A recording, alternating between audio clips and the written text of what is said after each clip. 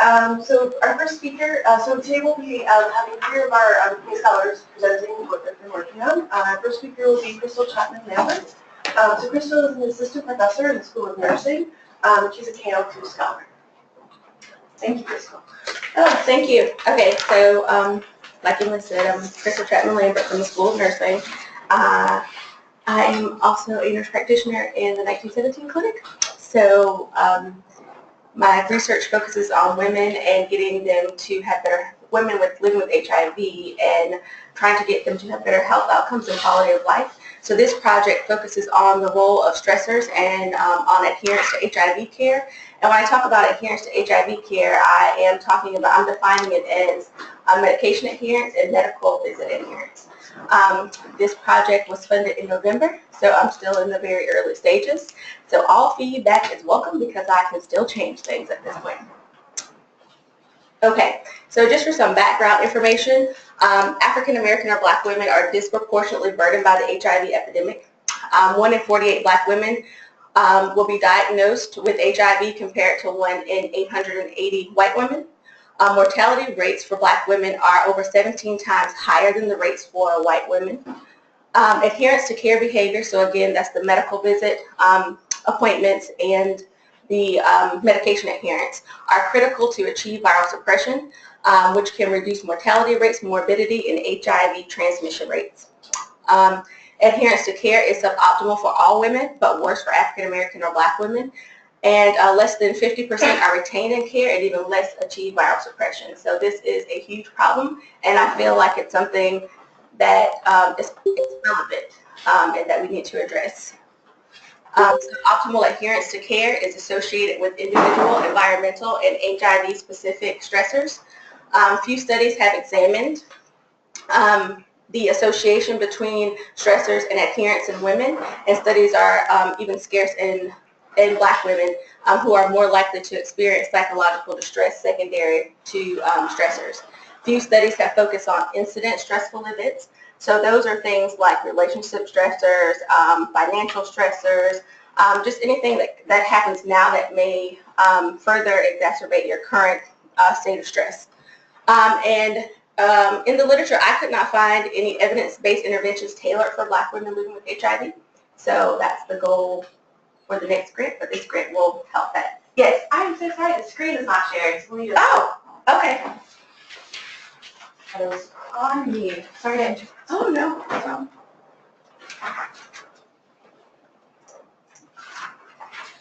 Is that what the comments are? Yes, I'm looking.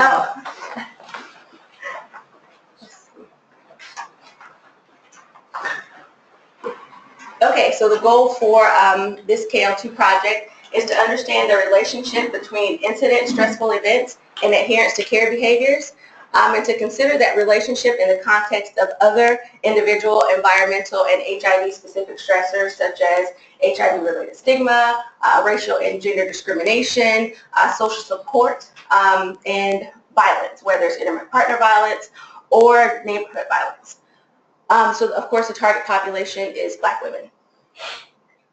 If I'm talking too fast, please let me know.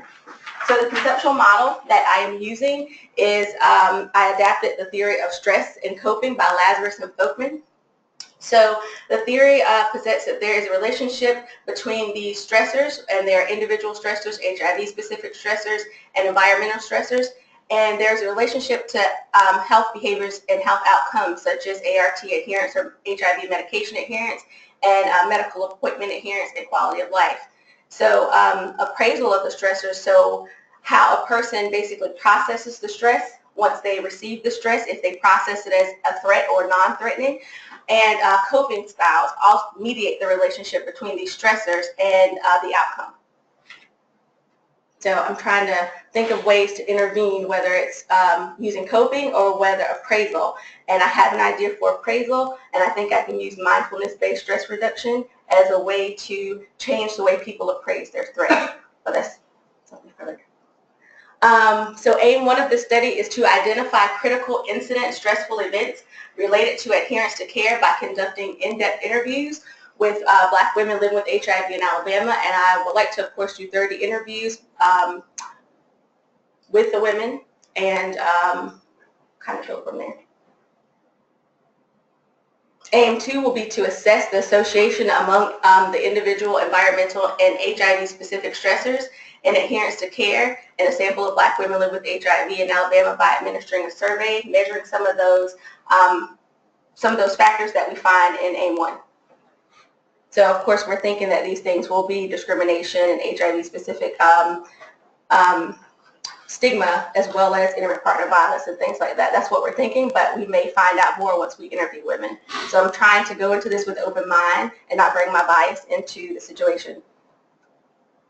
So then we'll use this data in Aim 3 to generate to use the data from Aims 1 and 2 to develop a gender-specific and culturally appropriate intervention framework for Black women living with HIV to be refined and tested in a K23. So the methods to design for this study is an exploratory sequential mixed method. So we'll start out with the qualitative phase. We'll use that data to inform the quantitative phase, and then we will integrate the data in the end. So the setting is the UAB 1917 clinic. We will recruit Black women living with HIV from the clinic. So the goal is to run a query of women, Black women in the clinic of all ages. We usually see patients 18 years and older. We'll run a query based on missed visit appointments. So we'll put them in categories of 0 missed appointments, 1 missed appointment, or 2 or more missed appointments. And so we want to sample women from each of those categories so that we can have a diverse sample. So of course they have to be born a female and have at least 1 medical visit in the previous 12 months. So for that, that will help us to get CD4 counts and viral loads if they've had a visit. So data collection and analysis. So for Aim 1, which is the qualitative phase, the in-depth interviews, so the interviews will be audio recorded, transcribed, reviewed for accuracy, and coded. We'll use in vivo software, which I have access to in the School of Nursing, and then use a conventional theme-based approach to analysis. Again, I don't want to bring my own bias in, so I just want to be able to go, look at the data, read it, immerse myself in it, reread it, and then try to come up with codes and themes and sub-themes. Of course, with the help of another coder or two, so that we can find out what factors we actually need to target for the second phase. So for data collection for Aim 2, we're going to administer surveys to 200 women, and the outcome variables are missed visit and ART adherence. The independent variables are the incident life stressful events, which there are scales. So a lot of people use the stressful life event scales and take those things that are not chronic stressors, and they label those as incident life stressful events. So Dr. Rucavero and Dr. Reef have used those in the past. Depression, of course, discrimination, social support, patient-provider interaction scale, which is looking at how the patient and provider actually interact. Does the patient feel that they are engaged in their decision-making? HIV-related stigma and coping. There's also another scale. It's called Difficult Life Circumstances Scale, and there's 6 categories and 38 items, and it's measuring things like relationship stressors, financial stressors, things like that. So with this data, as far as analysis, I hope to learn more about structural equation modeling or advanced statistical modeling to try to tease out the relationship between these incident life stressors and the outcome variables, and to see also if there are any mediators in this, to see if the mediators that I propose actually pan out. Let's see. And of course, Aim 3 to develop the intervention framework using a systematic iterative approach to adapt and develop culturally appropriate and gender-specific interventions to improve adherence to care, viral suppression, and quality of life. So when I spoke with the program officer, I was told I don't need to reinvent the wheel, that there are several evidence-based and theory-based interventions out there, and I can start with one, and even if I don't end up with the same, I guess, bones as the original intervention, that's okay, but I started with something. So that's what I plan on doing. Is during this time that I'm interviewing women and that we're administering surveys, is to actually look for these evidence-based interventions and to bring them to my stakeholders. So I have 5 stakeholders, 2 of which are HIV-positive women. One is an epidemiologist. There's a women's health nurse practitioner who's an HIV specialist, and I'm missing one more in here, a social worker who has experience in trauma. So I'm going to take this information back to them, and as a group, we will kind of tease out which interventions that we think should be selected to move on for the next application. So current status, waiting on IRB approval.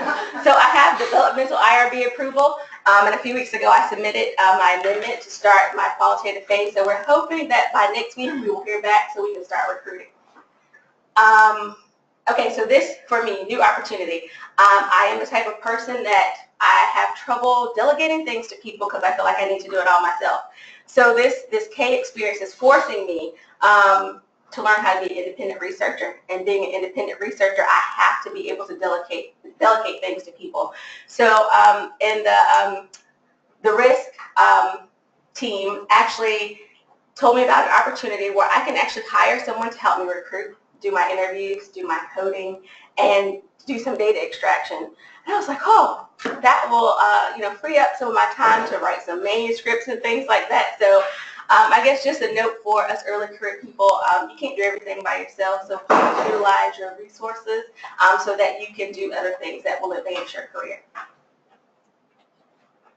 So I am open for questions, feedback, whatever you want to offer.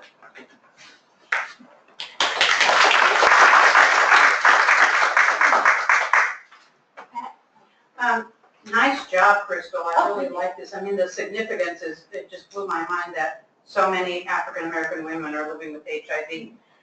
Maybe I missed this, but how do you know that stress is what's associated with adherence and not social determinants like transportation and things like that? Okay, so in the literature, transportation is associated with it, but it's one of those like negative, positive things. We have resources in the community that will help our patients get to the clinic, but some of those resources may unintentionally disclose their HIV status. So this van comes to pick you up in your neighborhood, but they know that's the HIV van, so you're less likely to get on it. And how many African American women are at the clinic? How many do you have? So there's 3,000 patients total. I want to say there's about 600 to 700 women at the clinic. Good. Does that sound about right? Yeah. Okay. One other comment. Natalia Ivankova's husband does a fabulous job coding qualitative data. Oh, okay. And he's willing to work on different projects. I contact him. I mean, he does a fabulous job. Thank you. I have a question. That's great. I'm curious if the program officer, I'm guessing that's for your K23 that you're trying. So if they suggested maybe you go ahead and try an intervention that's been tested, proven, did you consider just doing a small, rather than starting all over with qualitative, did you consider for this internal award starting with an intervention in a small cohort of women and then, no. See, and maybe it was the grant, maybe you were doing the patient-centered kind of approach and that's why you started with qualitative, but I just didn't know. And also needed to identify to make sure there is a relationship between stressors because there is limited research in women saying that stressors are actually related to it. And I feel like where this is going to go, because when I talk about stressors, a lot of these things, when you look up trauma, they're listed under trauma. So I have a feeling this is going to turn into how trauma impacts adherence and quality of life in Black women, and how those incident-life traumas actually maybe exacerbate those chronic traumas, so that they probably mediates the relationship. So the more I read, I feel like that'll be the connection. It'll be traumas instead of stress. And one follow-up comment to that, and I'm sure Moses has brought this up with you, that when you think about an intervention in our clinic has a lot that's already happening that makes it very unique and special. Specifically, the intensive case management that we do is going to make it really hard to do an intervention without including the wonderful benefits that patients get from that intensive case management. So something to think about as you're designing and you're writing your K, which I understand you're already doing. Exactly. So no, my goal for that is I would like to go to Montgomery. But they are actually remodeling their clinic, and Dr. Dill told me, please call me in a year. We should be done, and then it'll be easier for you to get in.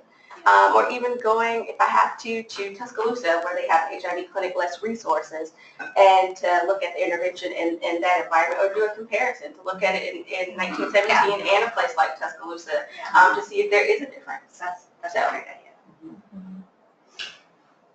I was curious, what are you using to evaluate your coping? And part of the reason I'm asking is there was a really, and this is obviously a different zone, but there was a really nice paper that just came out in the Journal of Clinical Oncology looking at coping mechanisms and sort of impact on quality of life in a palliative care intervention. And obviously it's a different zone, but it might be the first author is, or I think the first author is Joe Greer, but it might be sort of a nice thing to look at in terms of how to model and like think about the coping mechanisms and how that's influencing your long-term outcome. It's a brief cope was the mechanism. Yes, by Carver. Yes, so that's the coping mechanism I'm using. You can divide those into maladaptive and adaptive. Yeah. But I guess the tool was developed in Miami. If you call them and ask them about that, they'll tell you we don't do that. They just use each of the 14, I think, subscales individually. But a lot of other people have done that. So I think this is a nice example of how they use the brief cope to really kind of tease some of that out. It's really well in the paper.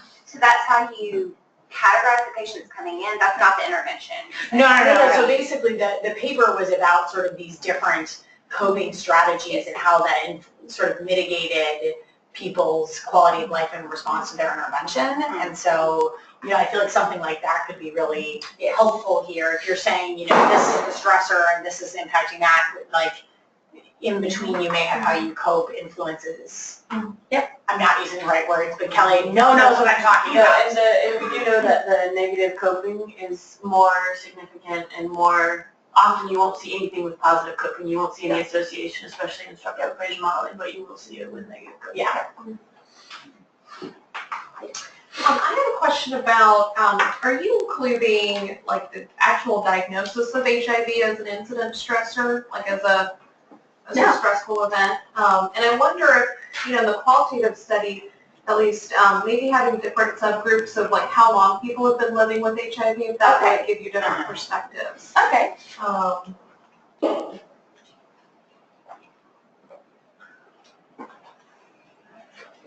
What's your timeline?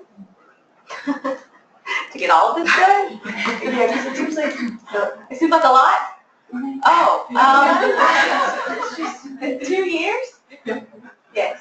So I'm hoping to get this is maybe wishful thinking, hoping to get the qualitative done by the summer so that I can identify the instruments and start the quantitative phase by the fall.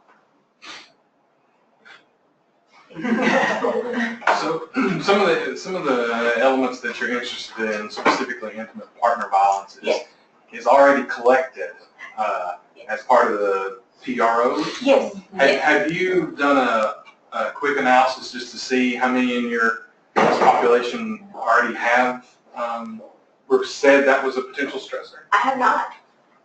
So I will try to do that.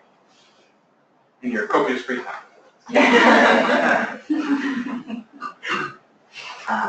I like your idea about using mindfulness to do this because you're right that there are a number of interventions developed to do this, like cognitive behavioral stress management at the University of Miami. Am I curious looking on some mindfulness stuff in adherence, not with Black women, but might be looking at this stuff. But I'm wondering, like, how do you think that will add, I may not call it that, but what specifically will that add on to some of these already existing interventions? Will it be doing it in a briefer way in clinics that don't have the resources to bring in psychologists or whoever to do those interventions? Or? Well, I feel like with mindfulness, it's something you can actually teach the patient to do on their own. Whereas if you use some other forms of cognitive behavioral therapy, there needs to be a trained person there to do it. So that does reduce the cost. And not everyone can be here all the time. Some of them work or have a responsibility. So to be able to teach them these skills and allow them to do this at home, I think will be a benefit. Eventually, I would like to do online intervention, but that's later because we do have women who work during the daytime and they can't get to things. So I think that will be helpful to them to adapt this for an online intervention. Okay, thank you. Okay. One more question. Do we have time for me to ask another question? I'm curious about who you're working for in terms of your qualitative mentor. And did you talk about like the specific methods that you'll use for? So Janet Terrain. Okay. I feel like a lot of people. Great. Yeah. So we did talk about, you mean like as far as the, I was just curious, because I know I've done some qualitative work for my, and Letitia has as well, Yes. and like, I'm happy to share. I know you're on a tight timeline, and it is, recruiting those folks is challenging, getting them to actually show up, especially if you're holding those meetings in the 1917 clinic, and they may not want to be seen there, for an additional opportunity outage. There's just a lot of, so I'm happy to talk with you more about that, and I'll talk when I share mine about the strategy. I use nominal group technique that is like very efficient, I feel like, for gathering data, especially if your data is to inform the next step and you're on a timeline, then it may be something to consider. And actually Dr. Turin's the one who suggested it from her, and she brought it up in her class. I don't know if you've taken her no, I haven't taken that class yet. It's a good technique for collecting qualitative data in an efficient way. Okay, I'll talk to her about it. And you. Thank you. Yes, mine is actually very similar to Crystal, so it's perfect that she went right before me. So Marissa Gowie is an assistant professor in the Department of Pediatrics, and she's a PCOR K12 scholar. Okay, so that was a really great introduction to my study. So my project is in pediatric obesity, so it's a little bit of a different spin on healthcare disparities. So mine isn't particularly focused on race or some of the other disparities, but it's actually focused on more cognitive impairment in pediatric obesity. So I'll get into a little bit of that, but it's a different spin on disparities than we typically are used to. So to give a little bit of background about obesity, about 1 in 3 kids in this country are overweight or obese. And it's problematic because most of these kids go into adulthood with obesity. And this chart up here, I typically show in all my presentations, and you see it all over. It's really a multi-systemic problem. So it affects almost every organ system in the body. And that's why it's really problematic when kids are going into adulthood with obesity, because they continue throughout their whole lives with a lot of these problems and comorbidities. So part of the problem here is that the best treatments that we have, so what's considered our gold standard treatment, which is considered family-based behavioral intervention, and this is for kids with obesity, which includes things like an activity prescription, so increasing physical activity, decreasing sedentary time, a dietary prescription, so increasing fruits and vegetable intake, decreasing high fat, high sugar foods, and using that in the context of behavioral strategies like goal setting and problem solving and things like that. So these big interventions that take place over 6 months or a year, and families come in on a weekly basis sometimes, they only work for about 1/3 of the kids that go through these interventions. So only 1/3 of them actually go into adulthood with a healthy weight. So part of what I'm really interested in long term is figuring out what can we do to improve these interventions so that more kids are benefiting from them, and who's not benefiting long term. So where are the subgroups of kids that we need to focus on? And that's really the disparities aspect I'm interested in. So what we know from the literature is that cognitive function is actually one risk factor and one subgroup of kids who are not potentially benefiting from our interventions.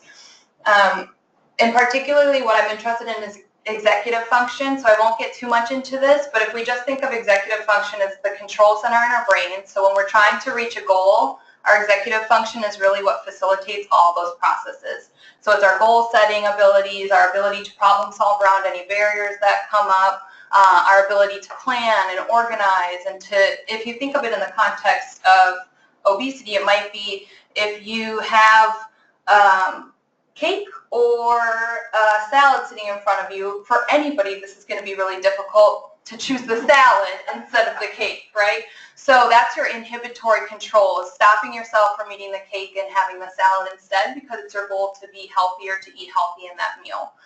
So that's actually your executive function playing in there. So the problem is that we do not have any clinically effective treatments targeting executive function yet.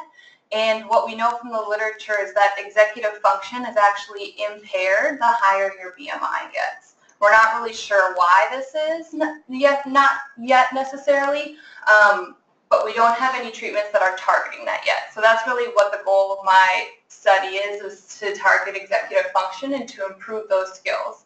So from a career development perspective, what I'm interested in doing is I've had some experience implementing behavioral weight management interventions. So what I've talked about is these gold standard interventions. I've had experience there. I've had experience with assessing executive function in kids, but I really haven't had much experience developing behavioral interventions that target executive functions because it really hasn't been done. So that's what I'm interested in doing. So from a research question perspective is how can we develop treatments for kids with obesity that focus on these cognitive impairments that might be keeping them from benefiting from standard treatment. Okay, so my first aim is to really determine what the treatment needs are for these kids. So we don't know very much about these kids in general. So what I'm really interested in doing is, for the age range I'm interested in, is for kids who are aged 8 to 12, and that's a very common age range for this family-based treatment. What do we need to know about them? So can we get some information on what are the specific needs of these kids who have these executive function impairments?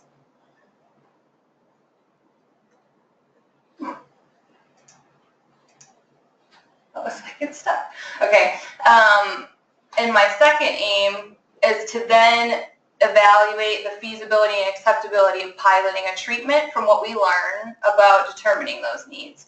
So building on the structure that we already have. So it was when we were just talking about Crystal's project, it actually would be moving it to the next stage of piloting a very small intervention to target, to add in some skills, executive function skills building practices into our standard treatment approach to see if we can really improve pediatric obesity treatment. But the goal would really be to just target whether or not we can evaluate the feasibility and acceptability in this initial part of the program. So the model that we're using is obesity-related behavioral intervention trials model. So this was, it's called the ORBIT model. It was built to actually do exactly what essentially Crystal and I have just been talking about, and it's used to be able to translate to other disease models, but it's really starting from defining what the problem is, refining what you want your targets to be, and then doing a proof of concept and piloting model for building behavioral interventions. So this is the model, and then this is what it looks like for my specific project. So I've already defined the clinical problem, so which is executive function. Refining the problem, so we have our intervention, our skeleton intervention is the family-based behavioral treatment. It's already there. And what we want to do is pilot an intervention that integrates some executive function skills. And then in the future, what we'll do, which is hopefully a K23 or R1 in the future, is to evaluate efficacy and effectiveness of this. So this essentially goes back through this. So what we'll do for gathering some data is looking at focus groups. So whereas you can do individual interviews, I decided to do some focus groups and bring in parents of kids with obesity who have executive function impairments. So I will go into the weight management clinic at Children's South, screen some parents to see if their kids have executive function impairments, and then give them the option to do some focus groups. So the goal will be to do 4 focus groups and then gather some qualitative data to use to then incorporate into developing the novel family treatment protocol. So then that's the second aim is the intervention development and piloting. And throughout that, we'll actually be doing pre, mid, and post-treatment feasibility and acceptability questionnaires, so program evaluation. So is it being accepted by the families? Are they satisfied with what they're getting? And we'll do that in the format of surveys and semi-structured group interviews.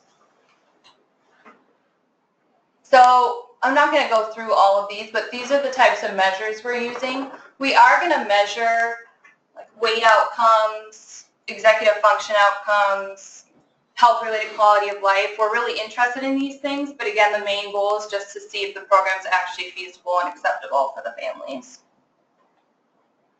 And like Crystal had just mentioned, we're going to use in vivo to do the content analysis to reach thematic saturation and see if we can identify some themes from the families of what their treatment needs are. So I'm at the very beginning of the project, so I already completed the defining the problem, and now I'm at the very beginning, and I wish that I would have pasted your exact slide of IRB, and then the sad face of we're stuck in the IRB. So I'm at the point where everything is actually developed, and it's funny because of the lessons learned. I would say from a training perspective, this is what I would have thought of a focus group before I really knew. So I think my take-home lesson is it's called a training grant because you don't already know how to do it. So beforehand, I was like, let's just get a bunch of people in the room, talk to them about what they think, and ask them about their experiences, and it's going to be great. And then in reality, so my mentor is Natalia Ivankova. She's fantastic and has a ton of experience in this. And I realized there is so much more work and detail that goes into it. So at the bottom here is our 4-page script of our focus group script that we went through multiple iterations. We have to recruit very, very specific samples of people to get exactly what we need from it. We're going to screen them to see if the kids have executive function impairments. So I think my lesson so far has been it takes a lot longer than you think, and give yourself enough time to do it because you don't already know it and you're not an expert in it. So make sure you're planful with your time and your timeline to give yourself that buffer because you haven't already learned how to do it. So it's going to take you a little longer than you think. Draft your full IRB with your grant proposal. So I think we had talked about this, Crystal, a couple months ago when we saw each other. So it's always a good idea to have your IRB ready so then you're not stuck in the beginning trying to get all that stuff ready. And mentors, I think that's been one of the most helpful things is my mentors have been awesome and they've been very, very helpful. So I would just say choose those wisely and put in some time because you're gonna need them because you're learning a lot of new stuff.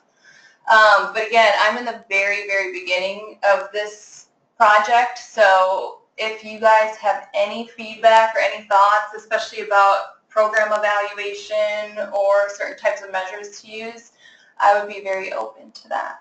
So, yeah. This is sort of a random comment, but I think it may be worth if you have any parents that you can talk to that are sort of in this population, kind of before you put through your consent and all of that information, because as a parent of a child who's almost in your demographic, I kind of balked a little bit at you saying oh, I'm screening for executive function problems. Sort of what I think that feels like is you're telling me my kid isn't smart, which I know that that's not what it is. Yeah. But I think your messaging of how you convey that to your parent population is going to be really important to get participants. Mm-hmm. And so I think it would be worth if you could just sort of have some preliminary conversations about what is the best way to message that, because I think it's really important and I think this is a great project, but I do worry about you having problems getting parents to sign up. That's really good feedback. How will you sell it to parents? Well, I think that's exactly probably what I'll do is ask some parents about it. And I've worried about that too because it is, anytime we're looking at cognitive impairment with anything, I think it's very difficult to discuss that. At this point, I think we talk about it as in everybody, especially because we don't really know what the mechanism is. So is it that kids are born with different types of brain mechanisms? Is it that obesity places stress on the body and that places stress on the brain so it's not working to full capacity? We're not really sure how it's working. So I think it's a good question to ask parents. It's very similar. So when we think about executive function impairments, it's similar to ADHD that has core executive function impairments, where it doesn't mean that it's related to how smart they are or how capable they are of doing things. It's actually just, it's a brain disorder and a brain problem where we have to figure out. Yeah, I wonder if you're better off picking out layman's terms from executive functioning. Yeah. So when you start talking about ADHD, instead of pitching it as an impairment or an executive functioning, cognitive, using any of those words, if it's, does your child want to sit and do this over and over, or giving concrete examples of what it might represent, and then frame it that way. Because I do know that, like, there's a lot of parents that are worried about, like, they're like, subconsciously they've noticed things and they're worried about it, and they're like, oh, this might be good for it. Yeah. Right. So that's one Or thing. even your example of, like, you know, does your child have a really hard time when faced with this option? Or like something like that, where like they're going to be able to attach with that, and there's not the same kind of judgment. Yeah. The other thing with the exercise is, isn't there literature out there that specific types of exercise, like whether it's endurance, weight, sports, I'm pretty sure there's stuff out there about which one that improves. Like, I know there's some that's like they've attached endurance with memory, some sports with some of the executive functioning and like problem solving skills. So isn't some of that out there that you could piggyback off of? Or? Yeah, so there is physical activity literature out there associated with cognitive functioning improvement. Okay. And will you capture what they do? So this is going to be pretty basic in general, so I won't be focusing on physical activity specifically. I will have them self-monitoring. Yeah, so I'll have them self-monitoring, and I'll have minutes of physical activity, but not through accelerometry, just self-reported minutes. So I'll have that, but that's a great option, I think. I'm still concerned about how you're going to get at that decreased executive functioning by asking parents. Like, what do you ask them that would indicate a decrease in executive functioning? I would think it'd be better to test the children with some sort of instrument. So that's my fault for glazing over that really quickly. So the parents for the focus group will be screened with a validated measure of executive function. So it's a subjective measure, and it's very commonly used in the literature. It's called the Behavior Rating Inventory of Executive Function. So that's what I'll use just for the focus group to make sure I'm capturing the right sample of parents. And then for the actual intervention, I will be testing using the NIH Cognitive Toolbox, which is a performance-based measure of executive function. You're going to be testing the children with that? Yes. Oh, okay. Yep. Okay, that makes sense. Thanks. Ellen, you go. I was just going to ask if there are subspecialty clinics that you can recruit from that have maybe additional services for kids to capture that demographic. I don't know if it would involve like an occupational therapist or a social worker, but maybe even reaching out to some of those folks at Children's who may work with families and may, you know, have a family or have several families in mind. That may be a way to reach your target demographic. And you don't want to bias your sample, but as you're thinking about challenges recruiting these folks. I mean, I know in our clinic, you ask the social workers, who can I recruit that has trouble with executive function, they can write down 10 names for you. Yeah. And also if they have a relationship with those folks already, maybe they've already that family's already participated in research, it may help you hit these benchmarks a little more quickly. Yeah, I think that's a great thing to think about. So part of our thought with the Children's Weight Management Clinic is that some of the previous research that I've done suggests that about 1 in 3 kids actually has problems with executive function reaching a clinically significant level. So there's not enough literature to say that with confidence. That's what my previous research has suggested. So I'm hoping that we can get enough, because this is a pilot study, that we won't need that many kids. So there's only 16 kids that are going to go into the pilot intervention. So I'm hoping we can recruit them through there, but I think that's a really good idea to think about other maybe clinics. In your next grant, how to get that, get your power. Are there interventions in other circumstances that have been shown to produce lasting benefits for executive function in children? Yeah, so the lasting benefits is the problem, but to produce benefits, yes, so there are from ADHD interventions, or even from the adult literature from weight management, they have something called acceptance-based behavioral intervention, which is the model I'm going to use, and it's based off acceptance-based therapy, which uses things like mindfulness and things like that, which that's what I'm going to plan to infuse, which actually can help with self-regulation and parts of executive function to improve executive function. And there's imaging studies that shows it improves brain-regulated processes and stuff. So, yes, the answer is yes. The question about lasting benefits is the number one question, I think, in weight management research, is that many of the interventions do not show long-term benefits. So that's what I'll be interested to see. This would probably help for both you and Chris. I'm in the same boat, building an intervention using mixed methods, having never done mixed methods before. It goes on your idea of building a buffer. So the qualitative analysis phase, when you get to it, it's going to take an extra long time over the quick, where you could have done quantitative work a lot faster. Building it into your clinical time and research time is going to just make sure you buffer that. But also, I know we're not supposed to design a study for the manuscript, but having never written a qualitative manuscript or a mixed methods manuscript, I got good advice to sort of map out what I think the tables and joint displays could look like, where you've got these health-related quality of life and you've got quotes from focus groups. You know, how those tables and figures might look in your head. You don't have to have them exactly mapped out, because I'm running into that problem where I have all this qualitative data and quantitative data from my in-depth interviews, but I don't know how to synthesize it. And so Natalia and I and my mentors are trying to figure out ways that I can present that in a manuscript, you know, where phase one will be a manuscript by itself, or the intervention development will be one on its own. So it'd be cooler, I think it would help you kind of like in your head while this is working, kind of already start to template out where you see the different manuscripts going and how those could look like. Yeah, that's a great suggestion. I'm thinking about being able to show results at the end. And speaking as a parent of 13 and 15-year-old sons, I think if there's some kind of a computer intervention, an app that could go on a cell phone, you would be much more likely to be able to recruit kids from all kinds of backgrounds, because they're going to the orthodontist.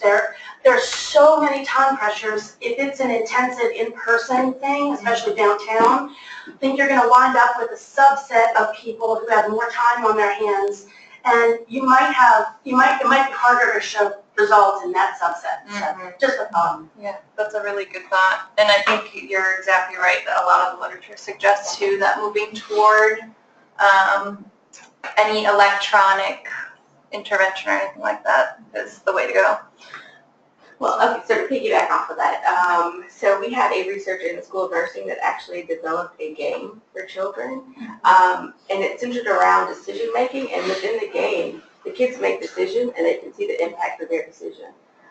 So like you could do something with obesity to put things in their face and see what they choose and let them see the outcomes through the game.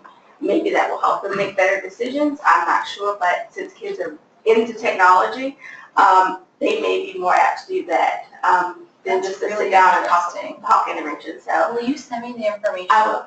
That's great. Thank you.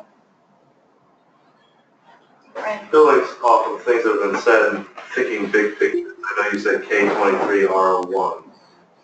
I think don't lose track of that as well. What's your next step?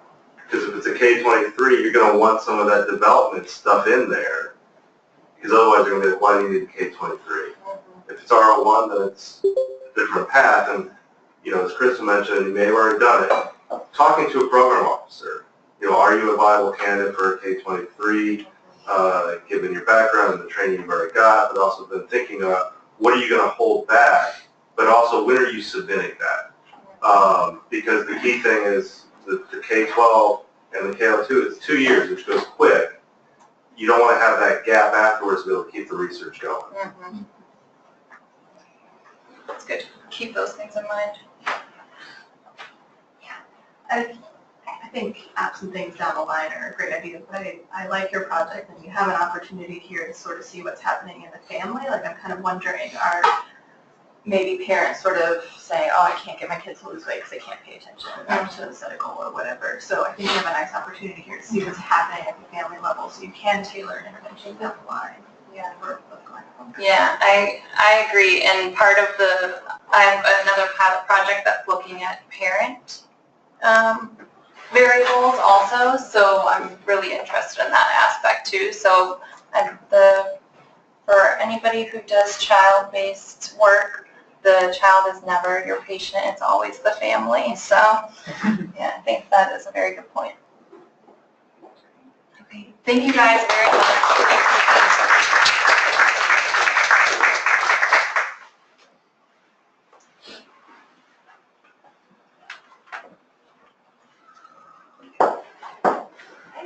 So the last presenter today is Ellen Eaton. Ellen is an assistant professor in infectious diseases and a K12 scholar. Thank you. So I'm going to do a little different format. I'm about 18 months into my K12, so I'll be doing kind of a stepwise walk you through aims and some results, and then I do include in the last 2 slides some data that I got yesterday, so don't ask too many hard questions. And I'm happy to hear your feedback at any time along the way. So let me go to our first slide. So I used this title just to kind of summarize my experience. I also did a mixed methods application for the K12, hoping to use that qualitative data to inform some quantitative health outcomes research, and hopefully I'll describe that in a way that makes sense. So some disclosures. My funding comes from Bristol Myers Squibb, PCOR, the CFAR, and ViiV. Background for you, for those that aren't familiar with HIV, really what you need to know for this talk is that everyone with HIV has an indication for antiretroviral therapy, which is usually a 3 or more drug combination. And in terms of treatment guidelines, there are up to 9 first-line regimens for people that are newly diagnosed with HIV. And there's not a lot of guidance for folks who are healthy and newly diagnosed in terms of which of those 9 regimens will be best for them or is most likely to achieve the outcomes that are most important to them. It's often provider preference, how hot is the newest drug, which they're coming out every 6 months or so, and our treatment guidelines actually change annually with newer drugs being moved up to the top and some of the less sexy older drugs falling by the wayside. This is some work from my T32 actually that informed my K12. What I found in looking at provider prescribing trends was that this super popular green drug that you see at the top, which in 2007 was our only 1-pill fixed dose combination for HIV, you can see lost favor over the last, the 5 years of the study from 2007 to 2012 with some newer drugs picking up the pace. And you can see, for example, you have this new fixed drug combination, Complera, this teal that's kind of taking over. And since this study, which was just 3 years ago, these trends have totally changed again, and I'll show you some of that data later. This was informative to me, like what's inspiring these changes? Is this provider-driven, patient-driven, both? Direct-to-consumer advertising? We don't really know. This is just to highlight some of the approvals, the FDA approvals of medications that came along during this timeline and likely inspired these, these changes, these patterns. When new drugs come around, that previously most popular green line, which represents a tripla, falls out of favor, and then we have newer drugs taking over. So this made me kind of identify this knowledge gap in simultaneously with thinking about the K12 and patient-centered outcomes and how to be an opportunist and take advantage of that grant opportunity to solve this or to respond to this gap. What do patients really want from their ART? We have all these great drugs. They're largely effective.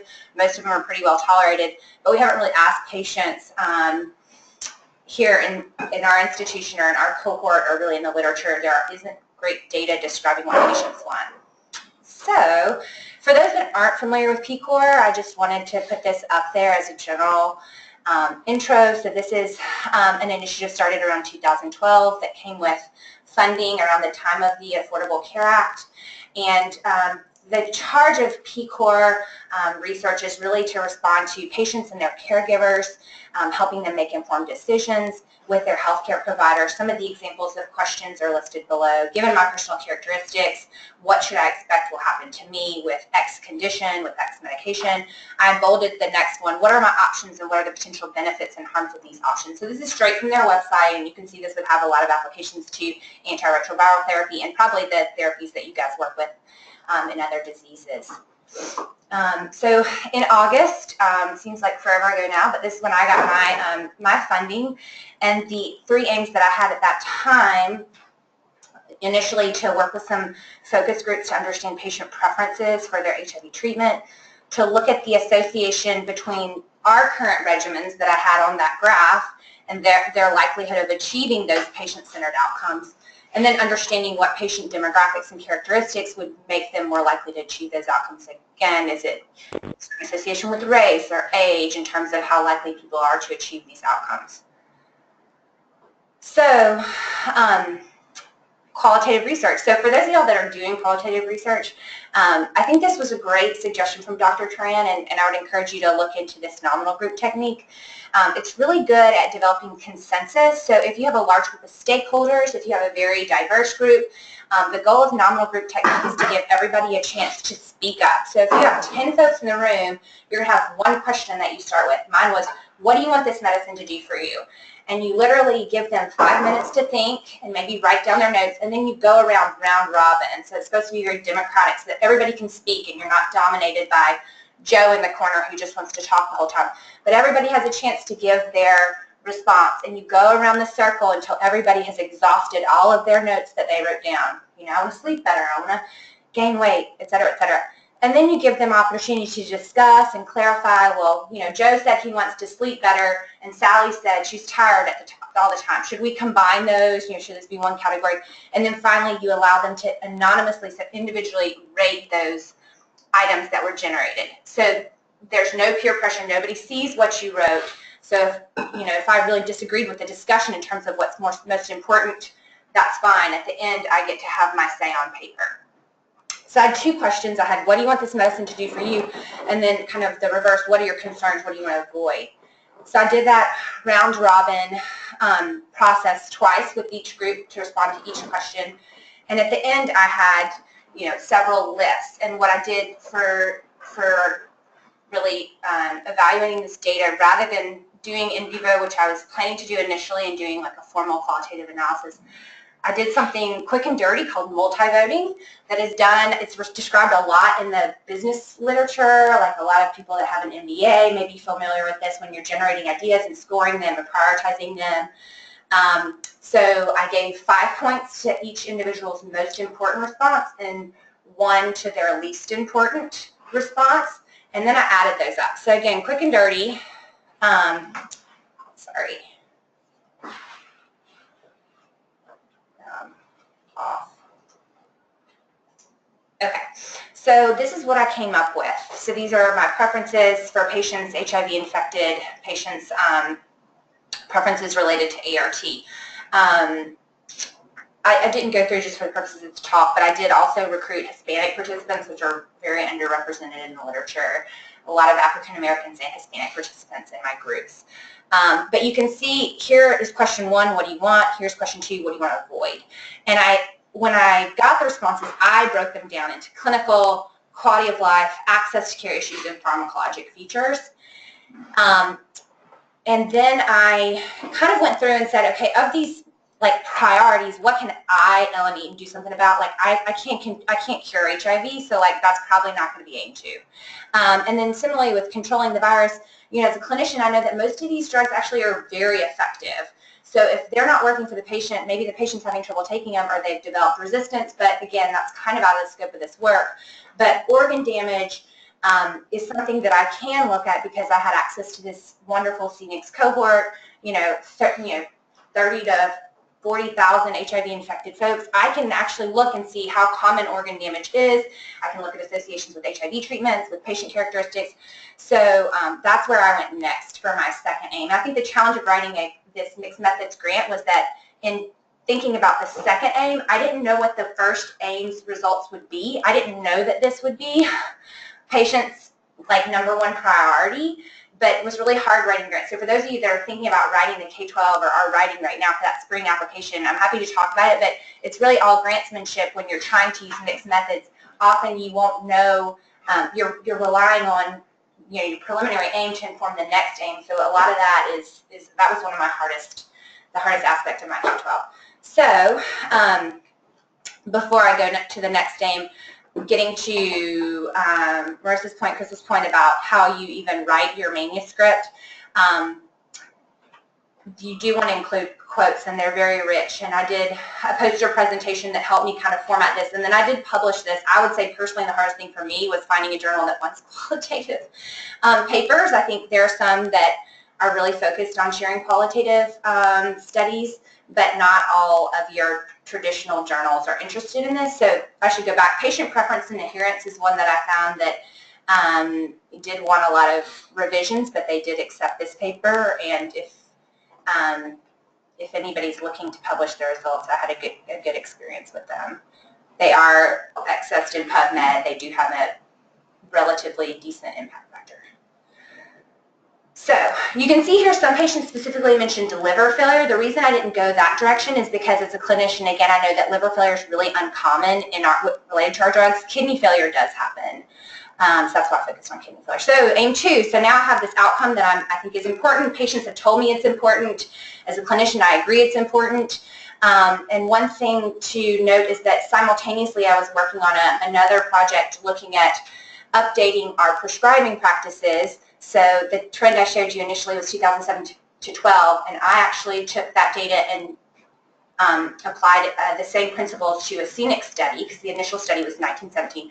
I did it in scenics cohort from 2007 to 2015, so even more recently, and you can see like we're changing our prescribing practices very rapidly. Even over the course of this time, the first line recommended treatments changed dramatically. As I mentioned, new drugs being approved, old drugs falling by the wayside because maybe in one population they were associated with viral failure, a very small subset of population, but first, we would still abandon them. They're gone from the guidelines. Maybe they still work for 90% of patients, but because we now have 3 new drugs that year, we no longer consider them first line, or the guidelines committees don't believe they should use first line. So you can see lots of changes, but the reason I'm showing you this is that all of those medications, with the exception of the gray and the blue, contain something called tenofovir. So 87% of people are on something called tenofovir, and tenofovir has potential for kidney toxicity. So I thought that was really interesting. Patients care about kidney dysfunction, but yet a majority of patients in this multi-site cohort, the CX cohort, are receiving a potentially nephrotoxic regimen. So again, getting back to like what's the knowledge gap, where I go from here, and this is where I'm starting to write a K23 or have submitted it, but this is where I was processing this information. Where can I go from here? So I wanted to know, well, how many patients in this cohort actually do develop treatment-limiting kidney dysfunction? We know it's a theoretical risk. We know it happens in RCTs, but CNICS is really diverse. We have a lot of aging patients who are at greater risk for kidney dysfunction. We have a lot of African Americans who are at risk for kidney dysfunction. We have some IV drug users who are at greater risk from kidney dysfunction, hepatitis C, the list goes on and on. So I did a sub-analysis of an unrelated CNICS project and looked at how many patients who are starting or who started their HIV treatment between 2007 and 2015 modified their regimen, so stopped their therapy and probably switched to another regimen. We didn't look at that, but how many stopped their therapy? And we looked at new kidney dysfunction as a predictor of modifying their regimen. So of those who stopped their regimen, how many did that in the context of clinically significant kidney dysfunction was the question I had. So this is the data I looked at yesterday, so go easy on me. So we know that modifications happened at a median of 4 years, so their initial regimen was pretty durable, lasted like 4 years. 41% receiving that tenofovir, that potentially nephrotoxic drug, as part of their regimen. 41% stopped their regimen over that time period. relative to 62% receiving other regimens, which was a minority of folks. The mean change in estimated GFR, which is glomerular filtration rate, which is for the folks that aren't in the room, is one of the measures that we use to categorize degrees of kidney dysfunction, with a 30% reduction being considered clinically significant. So the mean change was about a 5% reduction in GFR, and 7% hit that clinically meaningful kidney dysfunction while receiving their initial regimen. When I initially got this, I think, that number seems small, but think about, these are people that have a lifelong indication for HIV treatment. So the fact that 7% are developing a clinically significant kidney insult within 4 years when they have a lifetime ahead of them, to me as a clinician, that is meaningful. And these are relatively new, safe drugs. So this is a table that Ash, our statistician, put together for me. Very helpful. Lots of information, but what I just wanted to draw your attention to is that what's not surprising from what I told you is that the tenofovir-based regimens are less likely to be discontinued in univariate analyses. Those, when we looked at those with significant GFR changes relative to those without significant GFR changes, they're actually not more likely to discontinue their regimen. And when we looked at this outcome of regimen modification or discontinuation, we did a bivariable analysis looking at their regimen and their GFR change. You could see that the hazards for discontinuing tenofovir, again, lower than the other group comparator. And then when we adjusted in these models for age, sex, race, their viral load at the time they started, their CD4 count at the time they started, tenofovir is still less likely to be discontinued relative to other regimens. The other information that I didn't put here is that Ash did a mediation analysis looking at, this is where the statisticians are going to have to interrupt me if I'm wrong. So he was able to do, he said he used a macro to do some mediation analysis looking at these two results, and was able to say that GFR changes contribute to less than 1% of regimen modifications. So again, he's not here and I don't have all the data on that, but the takeaway was that GFR changes don't contribute to a lot of regimen modifications. So going into this, my question was, patients are worried about kidney failure. Is this really happening? And what he's telling me based on our, kind of quick overview of the results is that actually that's not what's happening here. We're not seeing a lot of that, of treatment-limiting kidney dysfunction. And my conclusions from that were, I kept it safe here with my conclusions, but basically in this large study, 7% of those who start ART will experience clinically significant kidney dysfunction.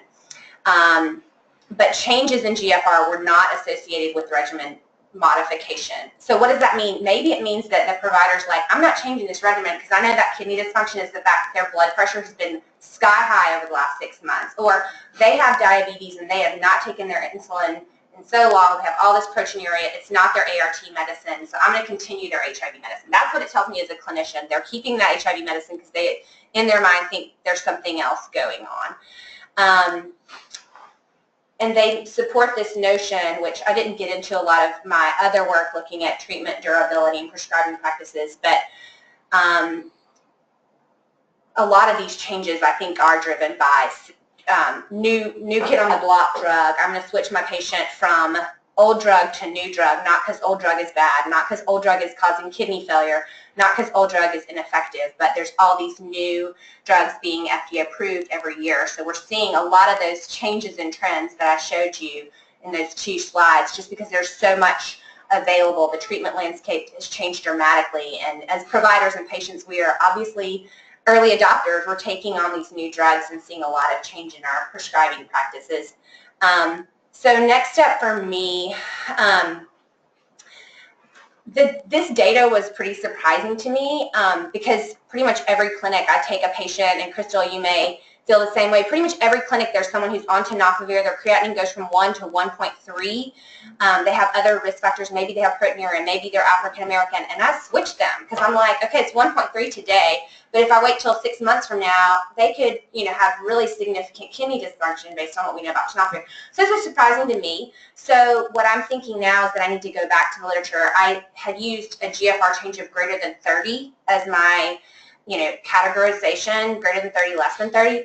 But I'm wondering if as clinicians, because we're aware of tenofovir and because we're watching that creatinine in urine, so maybe the categorization should be, do they have a GFR change of 15% or more? Maybe I should be a little bit more conservative because again, it just doesn't, I don't want to torture the data, but just thinking as a clinician, this to me was surprising that there wasn't more of a contribution of kidney dysfunction to modifications. And then just speaking briefly to my next steps for my K23 and how the K12 helped me, leaving out my initial K23, which is very different from my resubmitted K23, but I'm looking at populations who may be even more vulnerable to kidney insults. What we know about tenofovir in other cohorts is that it's associated with up to 16% risk of CKD for every year of exposure, which is a lot.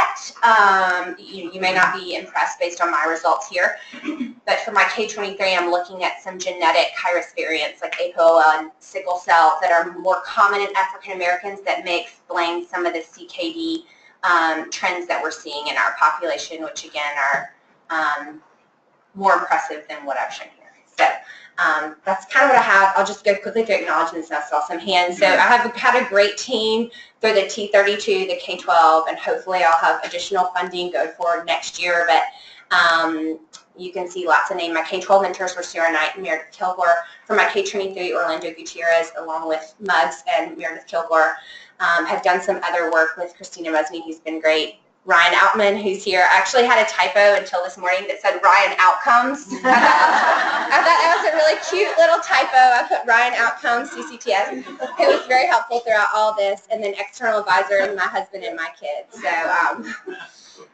yes, Gabrielle. So I think that was fantastic, sort of the way you wove it together. Just kind of thinking a little bit about sort of your hot off the press data, just because you change it when people have a slight increase in their creatinine may not mean that everyone else is. And so I think you may need to start with, do people actually change it when they're on, and when do they change it? Are they waiting for 15% versus a 30%? Because I think sort of the question that you designed is assuming that they're behaving like you do. And I'm just not sure that everybody is. Yeah, and so a little bit more background. So it's recommended that we check a UA every 6 months on these people because the risk of CKD and proteinuria is so high. So it's recommended that we check a UA, and if there's persistent proteinuria, you're supposed to switch. And then if you hit a GFR of 50 or lower, you adjust the dose, and then when you hit the GFR of 30, you stop it altogether. But to your point, yes, I don't know what's happening from GFR like greater than 90 all the way to 50. I don't even know if people are following the guidelines, right? So it's a good point. I know what I'm doing, and even what we're doing in 1917 may not be reflective of what a primary care doctor or a family medicine doctor is doing, out in the community. So it's a good point. Yeah. So that brings up another point. So, is it possible that GFR is a trailing indicator and that, you see something more if you're looking at urinary albumin? And that we wrote into the K, so thank you, that's a great point. We wrote that into the K23 to do assessments of albuminuria, proteinuria that are more sophisticated than just urinalysis, which we have a lot of urinalysis data, but it's just like 1+, 2+, it's not as elegant or accurate, or I should say precise in terms of CKD risk. So I think that's a great point, and that is the silent warning. You're right, that a lot of people will make providers will make a change in their treatment based on proteinuria, whereas if they had waited a year, they may have seen significant GFR decline. Is that kind of what you're speaking to? Yeah. Yeah, sorry, I don't know who had a hand up first, so you want to... So you mentioned that some of the changes, or that providers may be likely to suggest changes in the presence of comorbidities like diabetes, hypertension? Have you looked at whether, some of the, different categories that you're observing, whether there are comorbidities among the patients, or do you have plans to look at that in the future? So in my K23, I did write in that we would look at things like high blood pressure and diabetes. I think that data is pretty good in CNICS. I'm hoping that it is, but you're right, that all contributes, and a lot of these patients that are high risk for what we call tenofovir-associated nephrotoxicity, not really the tenofovir, right? It's the fact that they have all these other comorbidities that likely make them more vulnerable. Yeah, in the back. Yeah, thank you for your presentation. Yeah. So do you have an idea, just kind of going back to your qualitative work, if patients communicate their preferences to their providers about these medications, and if providers are communicating the changes to their patients as well? I'm just kind of interested in the dynamic between provider-patient communication and your study. So that is a great question. That's something came up when we were drafting my K12. Like, should we just look at provider practices? And we didn't go that route. I think that probably a lot of that discussion doesn't happen. I think most providers probably offer 2 or 3 of the newest, safest, 1 pill once a day regimen, as long as the patient doesn't have a contraindication. And I think there's probably a lot of suggestion like, hey, most of my patients do really well on this, have minimal side effects, but I don't think there's a lot of discussion. I mean, I'll be honest, a lot of these folks that are coming in, starting therapy, they have a new diagnosis of HIV. They may or may not have AIDS. A lot of them have, a lot of mental health needs. There's a lot of competing demands in that initial encounter, which we're trying to be mindful of, but at the same time, we're like, we've got to get you on your meds, get that virus under control. So I think that's areas ripe for study. Yeah. And even to Gabrielle's point, like, we make that change when their creatinine goes from, 1 to 1.3. I'm assuming that other people do. Is that the right thing to do? Like, is that right? Like, should we be doing that, or should we be waiting till they have a more meaningful change in GFR?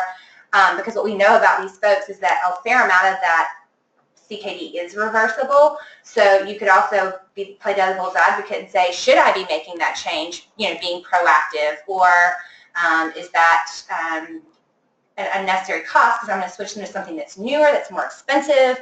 I'm going to do more monitoring because I'm going to have to bring them back again in 6 weeks to make sure the new drug is working and is safe for them.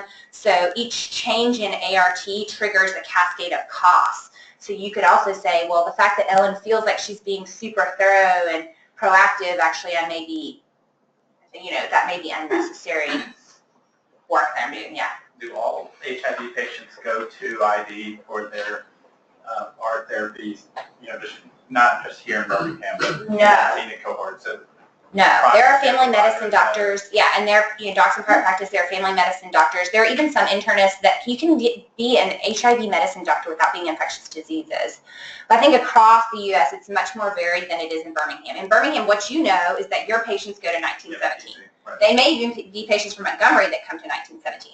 But in other communities where you may have more insured HIV-infected patients, they may have a primary care provider in the Kaiser system in the Bay Area that's an internist that, has enough HIV patients that manages those. And their practices, I'm sure, are very different. I bet they don't adopt these new drugs like we do, because we go to big conferences like CROI, right, where they're telling us about this new hot drug, so we're like early adopters. I'm not saying that's right. Well, that's where I was trying to draw that to, even in pulmonary, where I would practice pulmonologists that aren't adhering to guidelines, and then when they come to UAB, we clean up their inhaler regimen. And so all of a sudden we've changed it because their drops are this way, their exacerbations are this way, and we know so there's a gap in adherence to guidelines. So can that be captured in the scenic cohort, that that they're managed by internists of primary care versus subspecialists? I mean, my guess, I don't know, but my guess, the scenic other sites are all academic sites. I'm guessing they're very similar to our model. It's like UW and UNC, and I'm guessing they're very similar to our model. Yeah, I'm sorry. Go ahead. Oh, hi. So I'm wanted to introduce myself as well. First, I had Dr. faculty and FE. Great presentation. I wondered if at the very early stages of your project, if you considered a factor analysis using the focus group data, or whatever it was that you helped to determine your themes? Because I wonder if you might be somewhere other than kidney toxicity as a topic if you had used a factor analysis.